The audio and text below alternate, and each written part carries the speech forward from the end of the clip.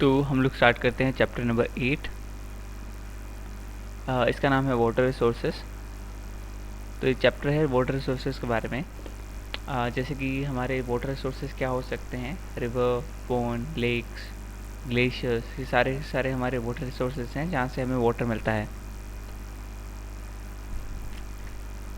तो इस इंट्रोडक्शन में हम लोग जैसे बात करें, यहाँ पे मेंशन है कि 71% जो है अर्थ पे वाटर है और 29% वो है जो लैंड अवेलेबल है अर्थ पे। तो अगर हम लोग टोटल मास देखें अर्थ का, तो उसमें से 71% तो वाटर है, जो कि जैसे कि हम लोग ग्लोब में भी देखते हैं, तो सारा का सारा ब्लू पार्ट जो कि ओशंस होते हैं वो सारा का सारा वाटर है। और उसके अलावा जो लैंड वाटर भी अवेलेबल है, और उसके अलावा जैसे कि रिवर्स, पॉन्ड्स, ग्लेशियर्स सब मिला के टोटल 70% वाटर अवेलेबल है अर्थ पे। और लैंड मास जो है वो 29% है। अब हम लोग इसको फर्दर डिवाइड करते हैं, क्योंकि हम लोग वाटर रिसोर्सेज पढ़ रहे हैं, तो हम लोग लैंड को हटा देते हैं। इस 71% को हम लोग 100% मानते हैं, तब हम लोग इसको 100% मानेंगे। और यहाँ से हम लोग बात करेंगे इस पूरे 71% को, जो हम लोग 100% मानते हैं, मतलब कि जितना वाटर अवेलेबल है अर्थ पे, उसमें से 97% जो है वो तो सलाइन वाटर है। सलाइन वाटर मतलब खारा पानी, जैसे कि जो ओशन वाटर होता है, इसमें बहुत ज़्यादा क्वांटिटी में सोल्ट और मैग्नीशियम और बाकी सारे के सारे मिनरल्स अवेलेबल होते हैं, जो कि और हम लोग कह सकते हैं इम्प्योरिटीज़ भी होती हैं, जिसकी वजह से वो सलाइन होता है, जो हम लोग पी नहीं सकते और हम लोग बाकी डेली रूटीन के कामों के बीच में मतलब उसे यूज़ नहीं कर सकते। फिर आता है हमारा 3% जो कि बचा हुआ है, वो हम लोग अवेलेबल है और उसी से हम लोग सारा का सारा काम करते हैं। अब वो 3% जो है वो है माइल्ड वाटर। ठीक है, अब लेकिन उस 3% में से भी जो 69% वाटर है, ठीक है, वो तो ग्लेशियर्स में है, मतलब कि बर्फ़ के रूप में जमा हुआ है। ठीक है। और 30% जो है वो हम लोग कह सकते हैं अंडरग्राउंड वाटर है। अंडरग्राउंड वाटर जैसे कि हम लोग जो बोरवेल्स करते हैं, बोरिंग होती है, आपने देखा होगा, या फिर हम लोग जो इस तरह से सबमर्सिबल वगैरह बनवाते हैं, तो उससे हम लोग लैंड वाटर को वहाँ से निकालते हैं। तो और हैंड पंप्स वगैरह हैं, तो इन सब से हम लोग लैंड वाटर या फिर कह सकते हैं अंडरग्राउंड वाटर को हम लोग बाहर निकालते हैं। तो अंडरग्राउंड वाटर उस फॉर्म में है। और बाकी बचा 69 प्लस 30 हो गया 99, बाकी बचा 1%। तो वो ही अवेलेबल है ईजीएस्ट फॉर्म में, जिसको हम लोग यूज़ कर सकते हैं, और जैसे कि पीने के लिए, इरिगेशन मतलब सिंचाई के लिए, ठीक है, और बाकी बाकी सारे कामों के लिए जैसे हम लोग यूज़ कर सकते हैं। अब थोड़े से डेटा पे बात करते हैं। ठीक है। तो जो हमारा वाटर इंडिया में अवेलेबल है वो है 1869 बिलियन क्यूबिक मीटर्स। तो इसे हम लोग वाटर को जो हम लोग हायर कैपेसिटी में नापते हैं, तो इसे क्यूबिक मीटर में नापते हैं। क्यूबिक बिकॉज ये 3D फॉर्मेशन में होता है, या फिर हम लोग बोलते हैं वॉल्यूम हमेशा 3D होता है, जैसे कि आप मैथ्स में पढ़ते हैं, इसलिए। और मीटर्स में इसकी जो लेंथ नापते हैं, तो क्यूबिक मीटर हो गया इसकी यूनिट।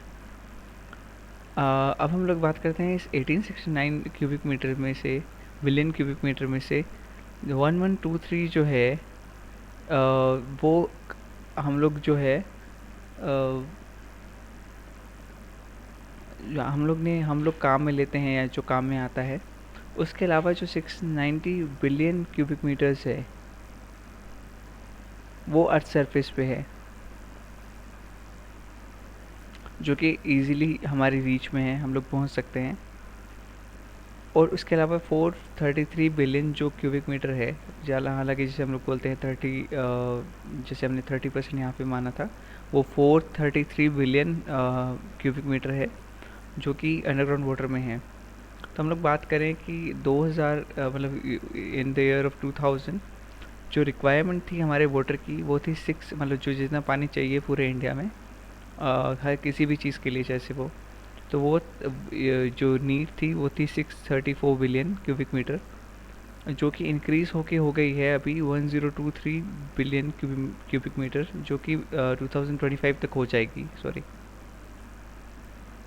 तो हम लोग की देखें, हम लोग इन सालों में, इन 25 सालों में ये जो नंबर है ये एक्सपोनेंशियली तो नहीं, पर हम लोग बोलेंगे कि ट्वाइस हो गया है।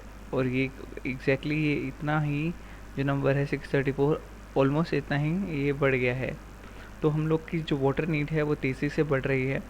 तो इससे हम लोग इस पे हम लोग क्यों डिस्कस कर रहे हैं, क्योंकि हम लोग की अगर हम सब की वाटर नीड्स बढ़ रही है तो हमें नए नए रिसोर्सेज ढूंढने पड़ेंगे ताकि हमारी वाटर नीड्स हमेशा फुलफ़िल होती रहें।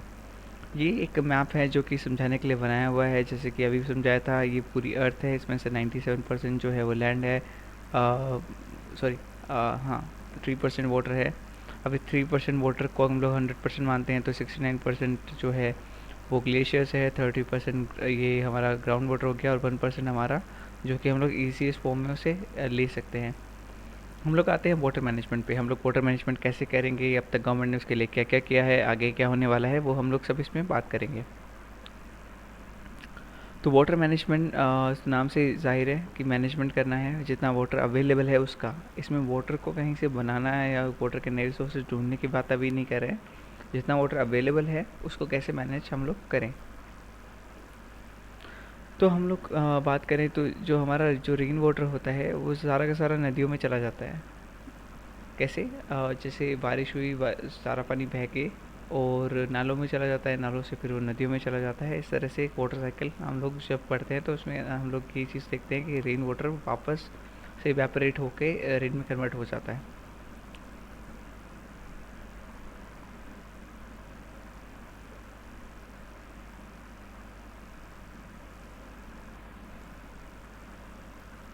तो हमें क्या है कि एक स्ट्रॉन्ग मैनेजमेंट चाहिए जो हमारी हमेशा की नीड को पूरी करता रहे। और बाकी जैसे हमारी जो प्रॉब्लम्स हैं, जैसे कि होता है। ड्रोट मतलब होता है सूखा। फेमाइन मतलब होता है भुखमरी, जब कुछ खाने को नहीं मिलता लोगों को। जैसे कि अभी हम लोग जब देखते हैं टीवी वगैरह पे न्यूज़, लॉकडाउन का टाइम है तो काफ़ी लोगों को खाने के लिए चीज़ें नहीं मिल पा रही। ऐसे ही सिचुएशन आती है, सिमिलर सिचुएशन आती है जब हम लोगों के पास प्रोडक्शन उतना नहीं होता उस साल, और लेकिन लोगों की जो खाने की कैपेसिटी है, जो नीड है, वो उतनी ही रहती है। हालांकि ये अब इतना ज़्यादा नहीं है इंडिया में। कुछ स्टेट्स हैं जैसे कि उड़ीसा, और हम लोग बात करते हैं तो ईस्टर्न स्टेट्स हैं जैसे कि बिहार, वहाँ पे कुछ ये प्रॉब्लम है। बाकी अभी ये प्रॉब्लम ज़्यादा जगह है नहीं। ये टेम्परेली प्रॉब्लम लॉकडाउन की वजह से आया है, उसे गवर्नमेंट सॉर्ट कर रही है। हाँ, उसके अलावा इरेगुलर मानसून। तो हम लोग हमारी जो बारिश है, हम हमारी जो कह सकते हैं फार्मिंग है, हमारी जो खेती है वो बारिश पे डिपेंड है। और हमारे यहाँ पे जो बारिश होती है वो मानसून जो काइंड ऑफ विंड्स है वो करवाती हैं। तो अगर मानसून इरेगुलर है तो बारिश इरेगुलर होगी, इरेगुलर रेनफॉल होगा। और इरेगुलर रेनफॉल होगा तो जो क्रॉप है, फसल है, वो सही टाइम पे नहीं तैयार हो पाएगी। उससे काफ़ी ज़्यादा प्रॉब्लम आएगी फार्मर्स को कि वो टाइम पे प्रोडक्शन नहीं कर पाएंगे। और जो हमारा फूड साइकिल है, जो हमारा फूड सप्लाई चेन है, वो ब्रेक होता है कहीं ना कहीं। हम लोग बात करें, हमने बहुत सारे चीज़ें अपनाई हैं इसे सॉर्ट करने के लिए, जैसे कि 5 ईयर प्लान। तो 5 ईयर प्लान अगर आपने पढ़ा होगा इकोनॉमिक में 9th स्टैंडर्ड में और 8th स्टैंडर्ड में, ये आता है कि हम हर एक जैसे कि हमारे देश में काफ़ी सारी प्रॉब्लम्स थी इंडिपेंडेंस के टाइम पे। तो उस हर एक से हर एक प्रॉब्लम को सॉल्व करने के लिए, हर एक इशू को लेके हर 5 साल का एक प्लान बनाया जाता है, जिसमें हम लोग स्पेशल इश्यूज देते हैं, मेजर और माइनर। तो जो बड़े बड़े मेजर इश्यूज होते हैं उनको हम लोग उनके लिए प्लान्स बनाते हैं। तो ये 5 ईयर प्लान में हमने वाटर रिसोर्स के लिए काफ़ी ज़्यादा काम किया है, काफ़ी ज़्यादा 5 ईयर प्लान में इसे लिया गया है।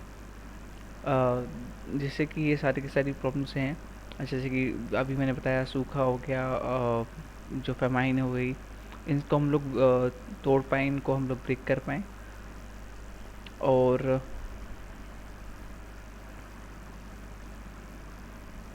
जैसे कि इसके लिए स्पेशल डिपार्टमेंट्स भी बनाए गए, और हम लोग इनका डेवलपमेंट हम लोग करें, जैसे कि फिशरीज़ हो गई, जिससे कि वाटर रिसोर्सेज पे काफ़ी इम्पेक्ट आता है। क्योंकि हम लोग उसके अंदर उस अगर वो वैल्यूएबल है चीज़, वो बेनिफिशियल है, तो उसको प्रिजर्वेशन इजी और मेंटेनेंस इजी हो जाता है गवर्नमेंट के लिए। तो आगे हम लोग देखते हैं कि यहाँ पे एक स्टेटमेंट है कि Pandit Jawaharlal Nehru, first prime minister of India, सभी जानते हैं। इन्होंने इसे एक नाम दिया इस टर्म को। उन्होंने बोला the temples of modern India. और स्पेशली उन्होंने जब भाखड़ा नांगल डैम जो है, बहुत फेमस डैम है, जब उसे उसके बारे में डिस्क्रिप्शन में एक बार कहा था ये, तो इसमें उन्होंने जैसे कुछ सारी बहुत सारी सेंट्रली ओरिएंटेड और स्टेट ओरिएंटेड स्कीम्स थी, जैसे कि भाखड़ा नागल अभी मैंने बताया, रिहांद, दामोदर वैली, हीराकुंड डैम, कोसी, टिहरी, ये सारे के सारे जो डैम प्रोजेक्ट्स हैं, और जो पावर प्रोजेक्ट हैं, बेसिकली इन पे डैम बनता है और डैम पे पावर प्लांट बनता है। वो मैं अभी आपको बताऊंगा कि क्या क्यों इम्पोर्टेंट है और डैम, और क्यों पावर हम लोग उस पर जो है प्लांट बनाते हैं। तो उससे पहले हम लोग देखते हैं सेंट्रली ओरिएंटेड स्कीम से कुछ ही सारे के सारे फेमस प्रोजेक्ट्स हैं। जैसे कि हम लोग बात करें तो भाखड़ा नांगल डैम जो है वो हमारा पंजाब में आता है और हिमाचल में आता है। हीराकुंड डैम हमारा आता है उड़ीसा के अंदर, टिहरी हमारा आता है देहरादून के अंदर, और बाकी जैसे बाकी सारे जो हैं कोसी, ये बिहार के अंदर, और बाकी अलग अलग प्रोजेक्ट अलग अलग डिस्ट्रिक्ट्स के अंदर ये हैं, पर ये सेंट्रली ओरिएंटेड हैं। कुछ स्टेट प्रोजेक्ट्स भी हैं, तो हम लोग बेसिकली राजस्थान के प्रोजेक्ट्स इस पे पढ़ने वाले हैं। जैसे कि चंबल प्रोजेक्ट, तो ये राजस्थान और गवर्नमेंट दोनों का कंबाइंड प्रोजेक्ट है। नागार्जुन आंध्र प्रदेश, तुंगभद्रा आंध्र प्रदेश, जो कि तुंगभद्रा रिवर पे है, नागार्जुन नागार्जुन रिवर पे है। सरदार सरोवर, ये गुजरात में है, जिस पे अभी सरदार सरोवर डैम के पास ही वो जो नया और बहुत फेमस स्टैचू सरदार वल्लभ भाई पटेल का जो बनाया गया सर स्टैचू ऑफ यूनिटी, वो इसके बिल्कुल पास ही बनाया गया है, इसी ही डैम के, इसी ही नदी के पास वो बनाया गया है। और ये है मुख्य कृषि मुख्य sorry Mayurakshi and Farakka dam project, जो कि वेस्ट बंगाल के हैं। माही प्रोजेक्ट, जो कि गुजरात और राजस्थान का है। गंडक प्रोजेक्ट, जो कि बिहार और उत्तर प्रदेश का है। मचकुंड प्रोजेक्ट, जो कि आंध्र प्रदेश का है। तो ये सारे के सारे स्टेट की मेजर प्रोजेक्ट्स हैं।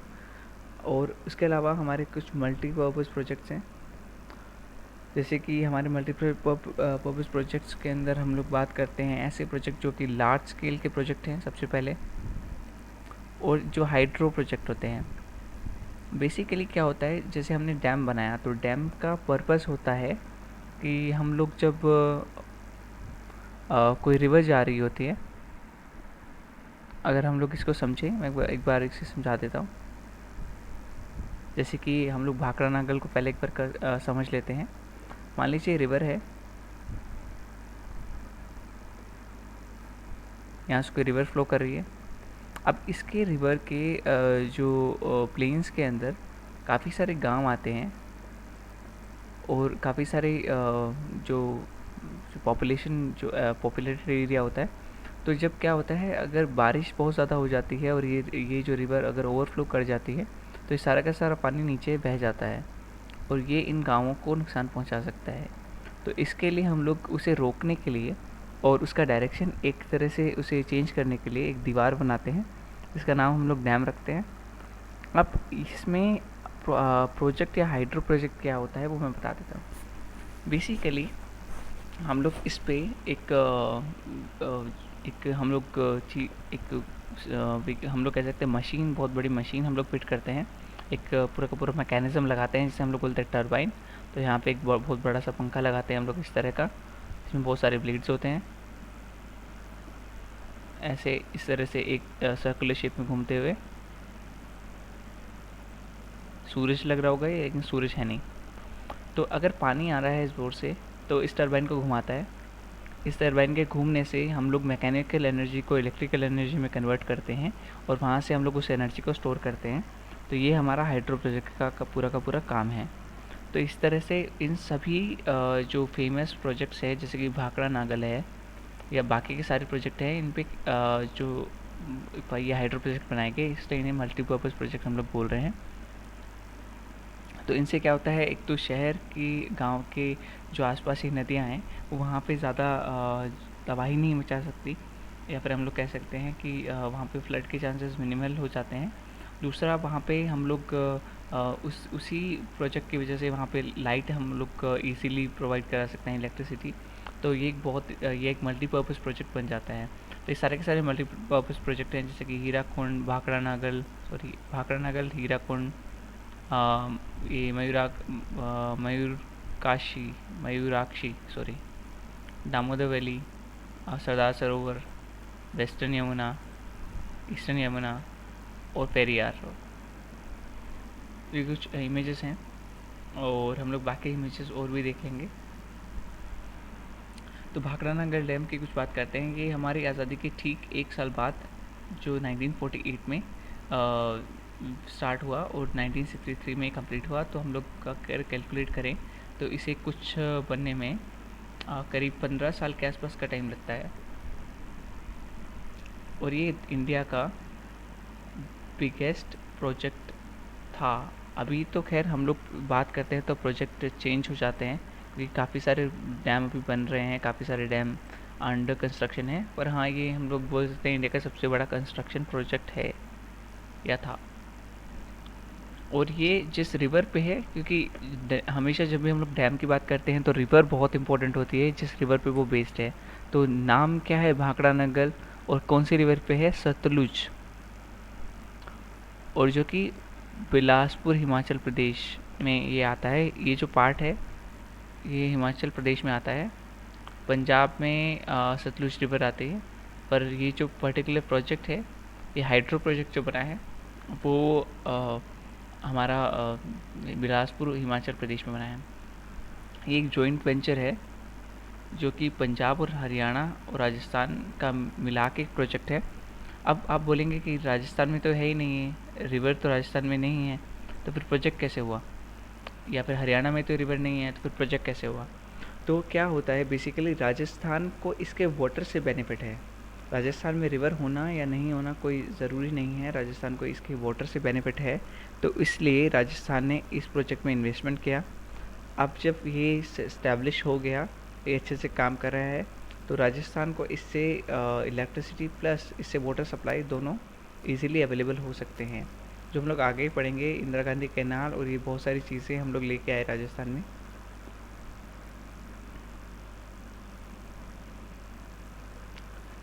तो ये क्या फैसिलिटेट करता है, ये करता है इरिगेशन, मतलब सिंचाई इजी हो जाती है इससे। ठीक है, पावर हम लोग को मिल जाता है, मतलब इलेक्ट्रिसिटी मिल जाती है। और पोर्टेबल वाटर, मतलब हम लोग जो वाटर इकट्ठा करते हैं उसे कहीं भी ले जा सकते हैं टैंकर्स में भर के। और हमारा इकोनॉमिक डेवलपमेंट होता है, क्योंकि हम लोग उस जगह पे, एक तो ये डैम जहाँ बनता है वहाँ पे इजीली हम लोग को एक पाथ मिल जाता है रिवर क्रॉस करने के लिए, क्योंकि वो सड़क बन जाती है उस डैम के ऊपर ही। और एक जहाँ वहाँ पे अगर ट्रांसपोर्टेशन होगा तो इकोनॉमिक डेवलपमेंट भी होता है।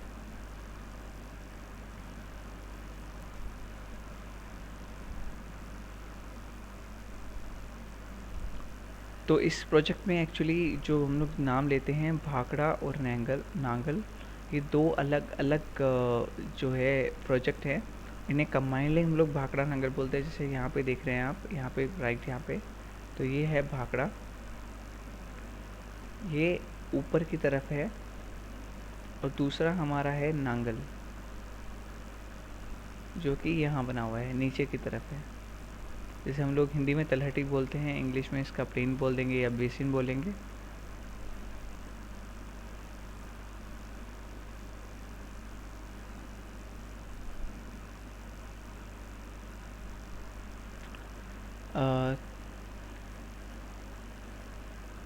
तो यहाँ पे दो डैम इस्टेब्लिश हो गए हैं। अम्बाला जो है डिस्ट्रिक्ट पंजाब में पड़ता है, यहाँ पे ये डैम बने हैं। प्रोजेक्ट जो है वो हम लोग ने अभी डिस्कस किया था, बिलासपुर हिमाचल प्रदेश। पर ये जो डैम बना है इसका लोकेशन है हमारा अम्बाला। तो फर्स्ट डैम जो है वो 518 किलोमीटर लंबा है, दूसरा जो जो डैम है वो 164 मीटर ऊंचा है, 167 मीटर ऊंचा, मतलब हाइट में इतना ऊंचा है इसे 167 मीटर। और ये जो है इसका कंस्ट्रक्शन का क्या टाइप है, इसका कंस्ट्रक्शन है सीमेंट और कंक्रीट टाइप का। और ये सब दुनिया के सबसे ऊंचा सीधा डैम है, मतलब कि अगर हम लोग बात करें कोई डैम, जैसे मान लीजिए रिवर पे जो डैम बनता है, ये रिवर हो गई, ये डैम हो गया इस तरह से, तो ये बनने वाला सबसे सीधा बनने वाला सबसे हाईएस्ट ये डैम है दुनिया का, वर्ल्ड का। इसलिए बहुत ही इम्पोर्टेंट है। ना खाली इंडिया का, ये दुनिया का सबसे ऊंचा डैम है। तो दुनिया का सबसे like highest straight dam in the world, that would be Bhakra Nangal dam.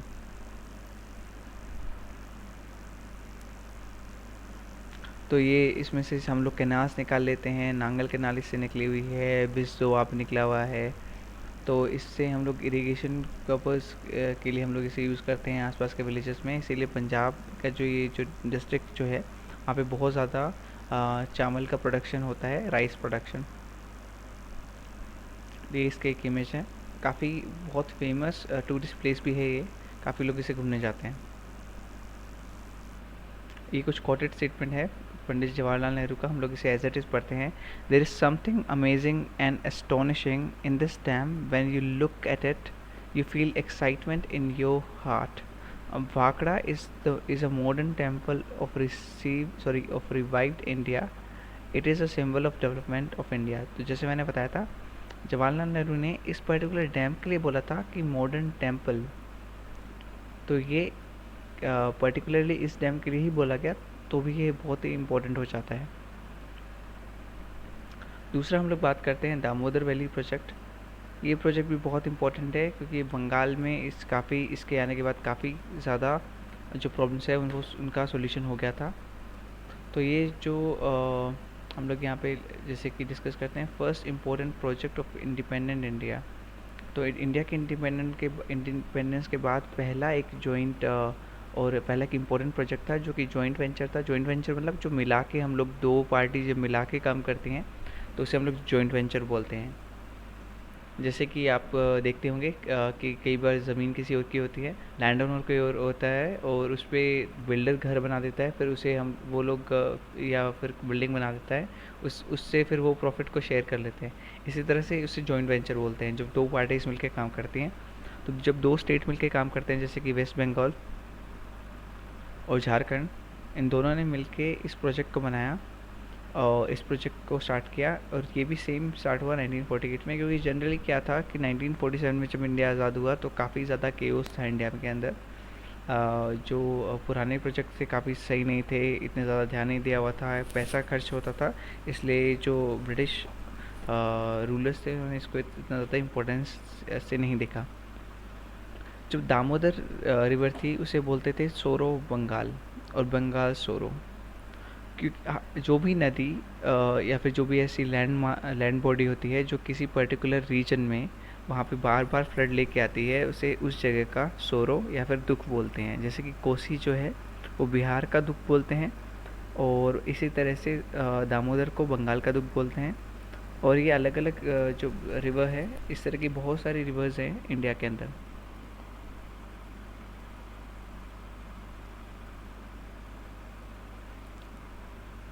तो ये सॉइल इरोजन होता था इससे, क्योंकि बार बार फ्लड आएगी तो सॉइल इरोजन होगा, इसलिए काफ़ी ज़्यादा इनफेमस रिवर थी या फिर डीफेम्ड रिवर थी। अब ये रिवर की हम लोग जितना पार्ट फ्लो करता है वो बात करते हैं। 290 kilometres from east side of east Nagpur प्लेटू। तो नागपुर प्लेटू एक्चुअली पहले बिहार के अंदर आता था, अभी झारखंड में आता है। तो Bihar and Jharkhand and flows to 240 kilometers to West Bengal। तो ये वहाँ से मतलब यहाँ से होती हुई बिहार एंड झारखंड से होती हुई जो रिवर है वो फ्लो करती है यहाँ पे पूरा इसका पार्ट, जो दामोदर रिवर यहाँ से होती हुई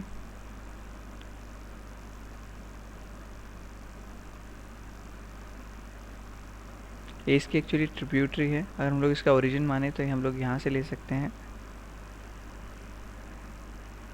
यहाँ से ये फ्लो करती हुई और यहाँ जाके बंगाल में मिल जाती है।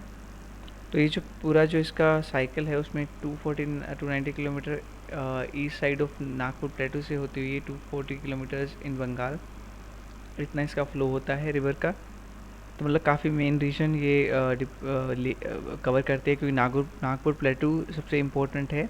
हमारे जो जितने सारे मिनरल्स होते हैं उसकी इसको हम लोग बोलते हैं कि ये इसको सारे के सारे मिनरल की माइन बोला जाता है, क्योंकि इसके अंदर सारे इस पर्टिकुलर रीजन में सारे मिनरल्स मिलते हैं। तो ये बहुत इंपॉर्टेंट रीजन है, यहाँ पे इस तरह के फ्लड वगैरह से काफ़ी लॉस होता है। और ये रिवर जो गिर जाती है या अपने आप को मर्ज कर लेती है वो हुगली रिवर के अंदर। तो हुगली रिवर बंगाल के अंदर है। और उसके हम लोग उसके अलावा इसकी जो ट्रिब्यूटरीज हैं वो हैं वाराकर, बोकारो, कोनार। तो रिवर जो अफेक्ट करती है वो ओवरऑल 18,000 स्क्वायर किलोमीटर के एरिया को इफेक्ट करती है, जहाँ पे ये फ्लड लाती है और सॉइल इरोजन करती है, जो हम लोग पहले भी डिस्कस कर चुके हैं। इंडियन गवर्नमेंट ने दामोदर वैली कॉरपोरेशन ये इस्टेब्लिश किया। तो दामोदर वैली कॉरपोरेशन बेसिकली एक कॉरपोरेशन हम लोग बोल सकते हैं, एक कमेटी बिठाई कि यहाँ पे इस रिवर से पर्टिकुलर रीजन को मतलब सॉल्यूशन देने के लिए या उसे फ्री करवाने के लिए इसकी सारी की सारी प्रॉब्लम से।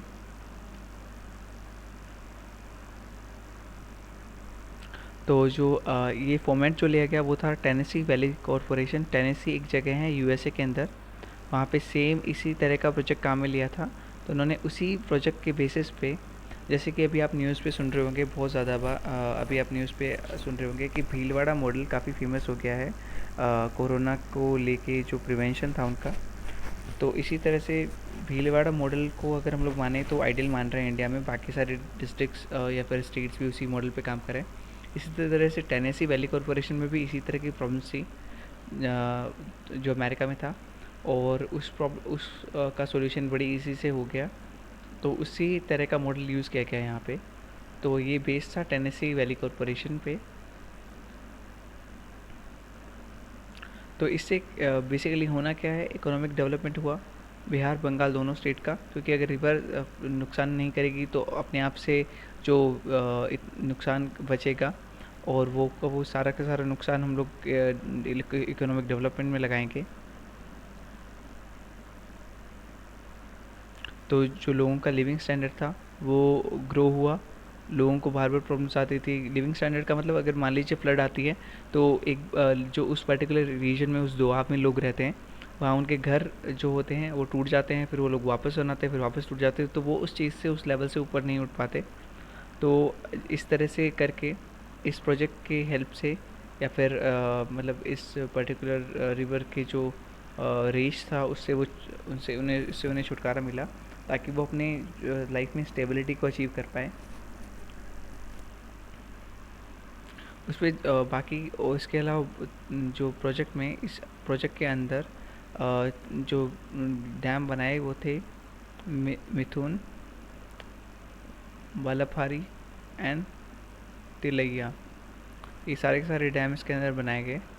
और जो रिवर्स थी जो यूज़ की वो थी बाराकार, बोकारो। बोकारो एक जगह का भी नाम है, रिवर पे बेस्ड है। इन रिवर्स पे ये प्रोजेक्ट बनाए गए। इसमें हम लोग देखते हैं जैसे छोटा नागपुर का पहाड़ है या फिर इसे पठार है, इसे बोलते हैं नागपुर प्लेट्यू। यहाँ से ये निकलती है, ट्रिब्यूटरी यहाँ से होके आती है, यहाँ से इसका ओरिजिन मानते हैं। इस पे यहाँ ये प्रोजेक्ट बना हुआ है, बिल्कुल यहाँ ये प्रोजेक्ट बना हुआ है, ताकि इसे लॉस कम से कम करे और इसके फ़्लो को कम कर दे। तो आगे जब जाएगी तो फ़्लो कम हो जाएगा और उसके वो इतना ज़्यादा फैलेगी नहीं नदी और नुकसान नहीं करेगी। तो हम लोग इसे क्या कर सकते हैं, यहाँ पे रोक के हम लोग इसे उसी रीजन में इकट्ठा करके रख सकते हैं। तो ये सारे के सारे जो आप देख रहे हैं रेड कलर के मार्क्स, ये ट्रिब्यूटरीज पे बने हुए हैं डैम्स। और ये जो डैम बना हुआ है मेन वो दामोदर डैम है। तो बहुत सारे जो रिवर्स पे बना ये सारे के सारे रिवर का नाम है कोनार, जो इस पे अगर डैम जो है, sorry, Konar dam Konar river पे बना, अगर डैम ब्रह्म डैम पे अगर डैम बना, ब्रह्म डैम बना, बलापारी में 8 डैम बने छोटे छोटे, तो बहुत सारे मल्टीपल डैम्स बने इस प्रोजेक्ट के अंदर। और इसके अंदर एक इम्पोर्टेंट 2500 किलोमीटर की 2500 किलोमीटर्स की कैनाल सिस्टम बना। अब कैनाल क्या होता है, हम लोग जो रिवर है या फिर जो वाटर बॉडी है उससे छोटे छोटे जो चैनल्स बनाते हैं, जैसे कि खेत में, फील्ड में अलग अलग जगह पानी देने के लिए हम लोग छोटी छोटी क्यारियाँ बनाते हैं, या फिर हम लोग देखते हैं ये सेम सिस्टम फॉलो करते हैं गार्डनिंग के अंदर। तो इसी तरह से यहाँ पे चैनल्स बनाते हैं जिन, या फिर इन्हें पाइपलाइन मान सकते हैं हम लोग। तो वहाँ से छोटे छोटे पाइप के फॉर्म में पानी को लेके आते हैं। तो इस तरह से एक 2500 किलोमीटर लंबी कैनाल बनाई गई इस प्रोजेक्ट के अंदर। अगला प्रोजेक्ट है हमारा हीराकुंड प्रोजेक्ट। ये भी बहुत इंपॉर्टेंट प्रोजेक्ट है। तो ये जो है बहुत ही एम्बिशियस प्रोजेक्ट था। उसका रीज़न है, अभी पता चल जाएगा वो आपको रीज़न, क्योंकि ये दुनिया का, आपको दिख रहा होगा, इतना लंबा डैम है। दुनिया का सबसे लंबा डैम है ये। तो दुनिया का सबसे ऊंचा स्टेट डैम भी इंडिया में है, दुनिया का सबसे लंबा डैम भी इंडिया के अंदर है।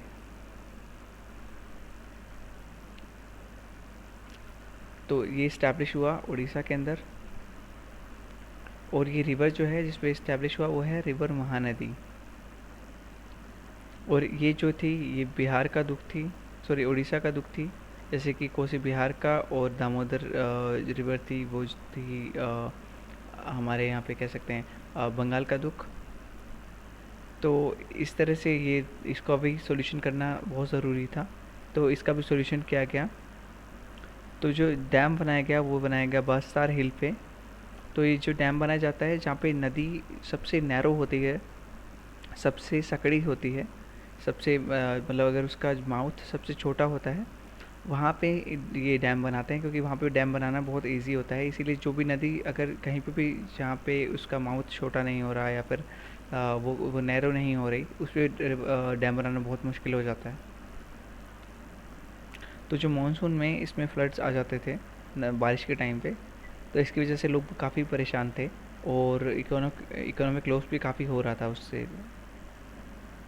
तो गवर्नमेंट ने हीराकुंड डैम बनाया। ये 14 किलोमीटर लंबा डैम है, 14 किलोमीटर्स का डैम है ये। इस पे 68 करोड़ रुपीस का खर्चा आया उस टाइम पे। और इसकी जो लेंथ है 4801 मीटर्स इसकी जो लेंथ है, और ये दुनिया का सबसे लंबा डैम है, वर्ल्ड लॉन्गेस्ट डैम। जैसे कि मैंने बताया था, काफ़ी इम्पोर्टेंट प्रोजेक्ट है ये। इसमें जो कलेक्शन होता है वो होता है 810 crore cubic metre of water. तो जो हम लोग बात कर रहे थे वाटर सप्लाई हम लोग पूरा करेंगे, इतना क्यूबिक मीटर चाहिए, वो कहाँ से आएगा, वो हम लोग इन्हीं डैम्स के थ्रू हम लोग कवर करेंगे। तो इस पे हम लोग इस पर्टिकुलर प्रोजेक्ट में, इसमें इसके अलावा तो छोटे छोटे डैम्स बनाए गए जिनका नाम था टीकारपत और नाराज या नरज। तो इसमें ये छोटे जो प्रोजेक्ट हैं, और ये के सारा प्रोजेक्ट जो है 2 फेजेस में कंप्लीट हुआ। हालांकि ये इनका नाम याद रख लीजिएगा, बाकी इम्पोर्टेंट नहीं है इतना। जो हीराकुंड डैम है वो किस जगह बना, तो ये संबलपुर डिस्ट्रिक्ट आता है। जैसे हमारे राजस्थान में अलग अलग डिस्ट्रिक्ट हैं, हम लोग जहाँ रहते हैं वो जयपुर डिस्ट्रिक्ट है, वैसे वहाँ संबलपुर डिस्ट्रिक्ट के अंदर ये बना है। और जो इससे जो कैनाल निकली, जो हम लोग चैनल की बात कर रहे थे, वो बोरागढ़ चैनल इससे निकाली गई,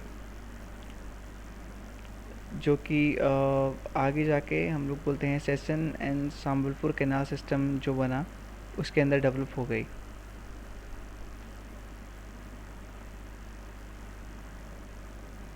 हम लोग बात करते हैं राजस्थान के रिवर प्रोजेक्ट्स की। तो जब राजस्थान की बात करते हैं सबसे पहला नाम ही आता है चंबल वैली प्रोजेक्ट। बहुत इंपॉर्टेंट है क्योंकि राजस्थान में जो सबसे बड़ा थर्मल पावर प्लांट है या फिर हाइड्रो पावर प्लांट है वो इसी के ऊपर है। जो कि कोटा के अंदर है। तो जो सब जानते हैं चंबल एक ही ज़िले में है राजस्थान में, वो कोटा के अंदर है, क्योंकि इसका मोस्ट पार्ट मध्य प्रदेश के अंदर आता है। तो इसीलिए ये जॉइंट वेंचर है मध्य राजस्थान का और मध्य प्रदेश का, क्योंकि रिवर का मोस्ट पार्ट मध्य प्रदेश में है, तो मध्य प्रदेश पार्टनर है इस पर्टिकुलर प्रोजेक्ट में। तो इसका जो कंस्ट्रक्शन स्टार्ट हुआ था 1953 में हुआ था। अगेन वही चीज़, फ्लड को प्रिवेंट करने के लिए ये प्रोजेक्ट बनाया गया। तो बाढ़ बहुत ज़्यादा आती थी, फ्लड बहुत ज़्यादा आती थी, तो उसको समझाने के लिए, उसको रोकने के लिए वहाँ पे वो ये प्रोजेक्ट बनाना ज़रूरी था। तो ये जो है ये टोटल 3 फेज़ के अंदर बना। इसमें गांधी पहला फेज़ जो था उसके अंदर गांधी सागर डैम और कैनाल सिस्टम बना। तो अब गांधी सागर डैम देखिए एकदम यहाँ पे है। हम लोग थोड़ा सा इस मैप को देखते हैं। तो ये जो राजस्थान है कोटा, और ये फिर मध्य प्रदेश में निकल जाती है रिवर, ठीक है। तो ये यहाँ पे गांधी सागर डैम है, फिर कोटा डैम है, फिर कोटा बैराज है, फिर पाली डैम है, फिर आगे ये मध्य प्रदेश के अंदर निकल जाती है रिवर, और इटावा में एक और डैम है। तो ये ओल्ड प्रोजेक्ट को इससे दिखाया गया है, न्यू प्रोजेक्ट को इससे दिखाया है, ओल्ड न्यू को इससे दिखाया हुआ है। यहाँ पे सबसे इम्पोर्टेंट जो है वो कोटा बैराज है, क्योंकि एक इस पे हमारा जो हाइड्रो प्रोजेक्ट है वो इसी पे है। तो जो कैनाल सिस्टम है वो डेवलप किया गया मंदसौर डिस्ट्रिक्ट, मध्य प्रदेश, मंदसौर, बहुत बार नाम सुना होगा, हमारे पास ही है। सेकेंड फेज़ में जो हमारा बनाया गया राणा प्रताप सागर डैम, और को जिसे रावत भाटा भी बोलते हैं हम लोग। तो रावत भाटा में पावर प्रोजेक्ट है। राणा प्रताप सागर डैम ये यहाँ बना,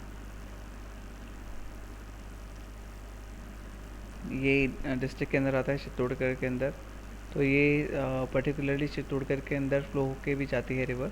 और यहाँ पे ये पाली डैम भी, आई थिंक ये पाली के अंदर से भी होके जाती है। तो आई थिंक ये एक से ज़्यादा डिस्ट्रिक्ट के अंदर से होके जाती है रिवर।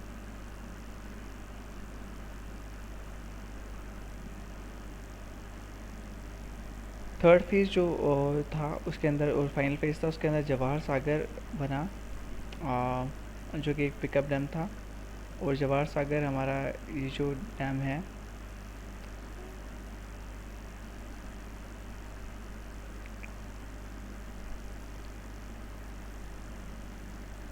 उसके अलावा कोटा बूंदी बॉर्डर पे जो बनाया गया था जवाहर सागर, और कोटा बैराज बनाया गया जिस पे इरिगेशन होती है। सॉरी, हाँ, इससे एक इम्पोर्टेंट चीज़ और है, कोटा बैराज से ही अकेले ही इससे इरिगेशन होती है। तो ये बहुत इम्पोर्टेंट है, कोटा बैराज सबसे इम्पोर्टेंट यही है।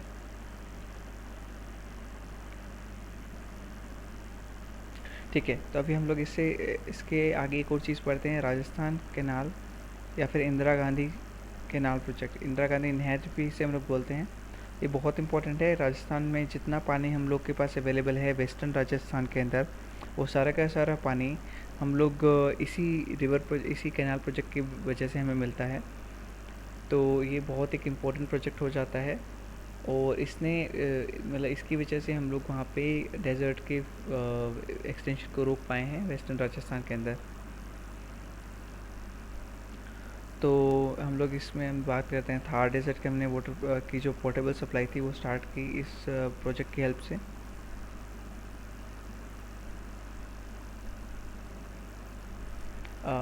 तो जो बैरन लैंड था, मतलब बंजर जो ज़मीन थी, उसे पॉपुलेट करने के लिए काम में आई। और काफ़ी सारे जो इंटरनेशनल बॉर्डर जो हमारा था पाकिस्तान के साथ, वहाँ पर भी काफ़ी सारी हेल्प इसे मिली।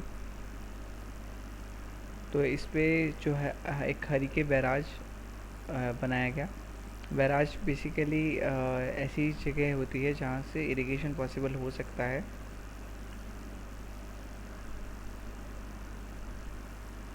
तो ये जो है ये कॉन्फ्लुएंस में इसमें जो पानी आ रहा है, हम लोग बोलते हैं कि अगर सिंपली बात करें तो जहाँ से इसका सोर्स है वह है सतलुज और रावी। तो सतलुज पे हमने अभी प्रोजेक्ट पढ़ा था भाखड़ा नांगल डैम। मैंने बोला था वहाँ पे राजस्थान का क्यों, वहाँ पे राजस्थान ने पार्टनरशिप की या जॉइंट वेंचर क्यों है, वो इसलिए है कि वहाँ से हमने जो एक कैनाल निकाली वो हमारे पूरे के पूरे राजस्थान में पानी लेके आ रही है, इसलिए हमारे राजस्थान जो हमारा स्टेट है उसने उसमें इन्वेस्टमेंट किया हुआ है।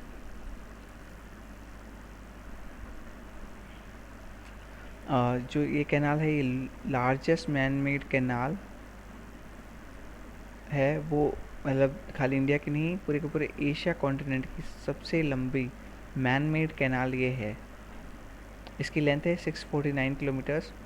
तो इसके अंदर ये 169 किलोमीटर्स तो पंजाब के अंदर है, 14 किलोमीटर्स ओनली ये हरियाणा के अंदर आती है, और सबसे लंबा पार्ट इसका जो कि राजस्थान के अंदर आता है।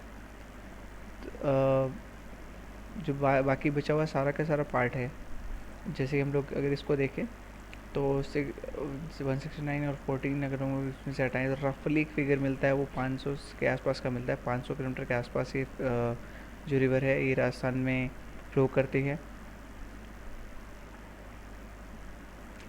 और इसके वजह से 9 डिस्ट्रिक्ट और 29 टाउन्स को पानी मिलता है। 3,461, या फिर हम लोग बात करें 3,461 विलेजेस राजस्थान में इसी कैनाल की वजह से उन्हें पानी मिल पा रहा है। कैनाल को 2 फेजेस में बनाया गया। तो हम लोग बात करें, एक तो राजस्थान फीडर जो कैनाल थी, और एक मेन कैनाल जो हमने बनाई। तो राजस्थान कैनाल जो थी, राजस्थान फीडर कैनाल, उसका स्टार्टिंग पॉइंट है मैथसा वाली एक जगह है,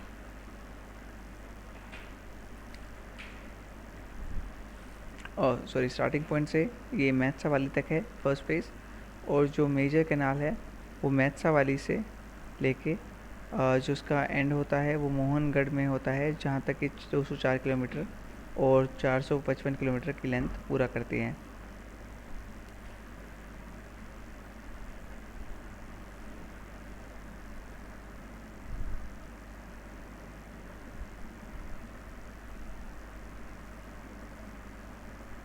तो ये जो हमारा वेस्टर्न इंटरनेशनल बॉर्डर है, मतलब कि हम लोग हमारी पाकिस्तान से जो सीमा लगती है, इसे हम लोग रेड क्लिफ लाइन भी बोलते हैं, वहाँ पे ये 9 ब्रांचेस में डिवाइड हो जाती है, और ये वहाँ तक 9 ब्रांचेस में वहाँ तक पहुँचती है।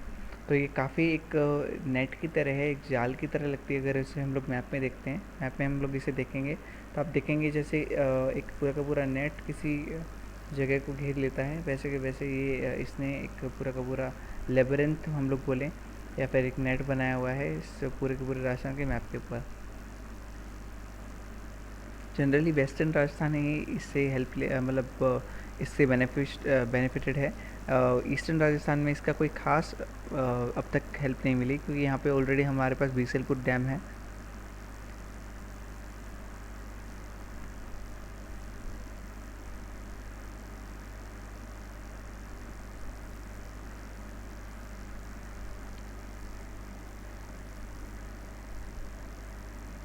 तो जो इंक्रीज हाइट और स्लोप की वजह से जो जो अपवर्ड हमने इसको लिया, हम लोग बोलते हैं इसको हाइट को हमने बनाया, और पाइप को हमने छोटा कर दिया ताकि प्रेशर लेके ऊपर जा सके पानी।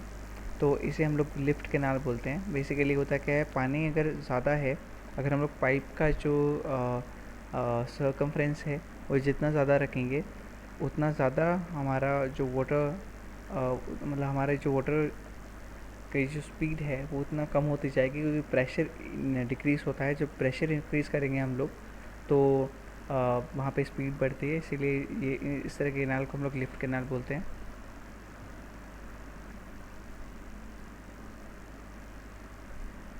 तो हमारे पास 7 लिफ्ट कैनाल प्रेजेंट है, और कैनाल से करीब 17.41 हम लोग देखें इसको 17.41 हेक्टेयर लैंड जो इरिगेट हो सकता है, इतना लैंड मतलब 17.41 करोड़ हेक्टेयर लैंड जो है इससे उसमें सिंचाई कर सकते हैं।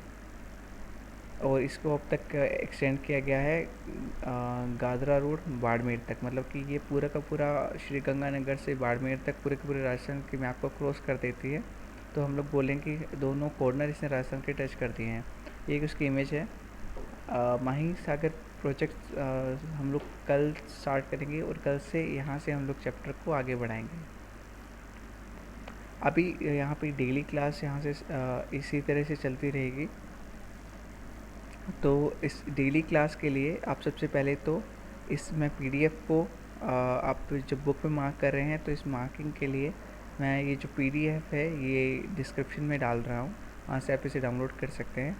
दूसरी चीज़ है, आप यहाँ पे नीचे आपको एक सब्सक्राइब का बटन दिख रहा होगा, तो वहाँ से आप इसे सब्सक्राइब कर लीजिए। तो डेली क्लास में आपको डेली नोटिफिकेशन आ जाएगा। वहाँ पे एक बेल जो रेड कलर का बेल आइकन होता है उसे प्रेस कर दीजिए, जिससे आपको डेली जो वीडियो है उसका नोटिफिकेशन मिल जाएगा, तो आप इसे डेली देख पाएंगे। और इसके अलावा बाकी सारी क्लासेस जैसे कि इंग्लिश ग्रामर है वो भी आपको इसी सब्सक्रिप्शन पे इजीली मिल जाएंगे। और आपके जो भी डाउट्स हैं आप वो कमेंट्स में डाल सकते हैं। और इसके अलावा इंस्टीट्यूशन की तरफ से आपको एक दूसरा कोई प्लेटफॉर्म भी अभी प्रोवाइड करवा देंगे, जिस पे आप अपने अपने डाउट डाल सकते हैं। वैसे अभी आप कमेंट बॉक्स यूज़ कर सकते हैं उसके लिए। Thank you.